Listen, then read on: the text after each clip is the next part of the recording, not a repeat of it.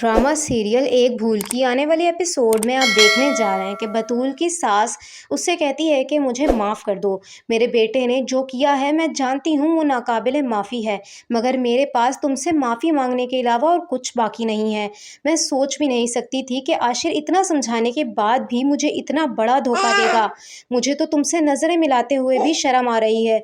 तो ये सुनते साथ ही बतूल कहती है कि ऐसा मत कहें आंटी, आप बड़ी हैं, ऐसे माफ़ी मांग कर आप मुझे शर्मिंदा कर रही हैं।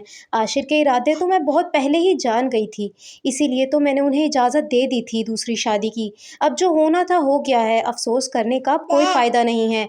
तो ये सुनते साथ ही बतूल की सास कहती है कि आशिर ने जो ज़्यादती तुम्हारे साथ की है, मैं उसे उसकी सज़ा ज़रूर दूंगी। देखना अब मैं करती क्या हूँ। मैं जानती हूँ वो मिनाहिल सिर्फ आशिर के साथ उसके पैसे की खातिर है, और अब मैं सब कुछ तुम्हारे नाम कर दूंगी। आशिर और मिनाहिल दोनों को तुम्हारा मोहताज कर दूंगी।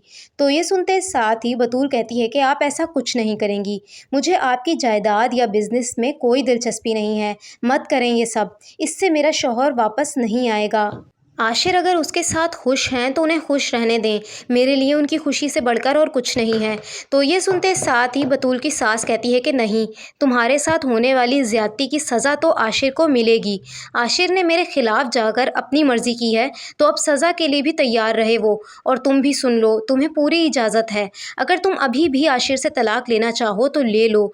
तुम्हें भी अपनी मर्ज़ी की ज़िंदगी गुजारने का पूरा हक है। तो ये सुनते साथ ही बतूल कहती है कि अगर मैं तलाक लेना चाहती होती तो इतना सब बर्दाश्त क्यों कर रही होती। मेरे लिए यही काफ़ी है कि आशिर का नाम मेरे नाम से जुड़ा रहे, बस। मैं आशिर से तलाक लेकर अपने घर वालों पर बोझ नहीं बनना चाहती। तो ये सुनते साथ ही बतूल की सास बतूल से कहती है कि तुम्हारी इन अच्छाइयों का तुम्हें कोई सिला नहीं मिलेगा। तुम्हें भी अपनी ज़िंदगी अपने हिसाब से गुजारने का पूरा हक है।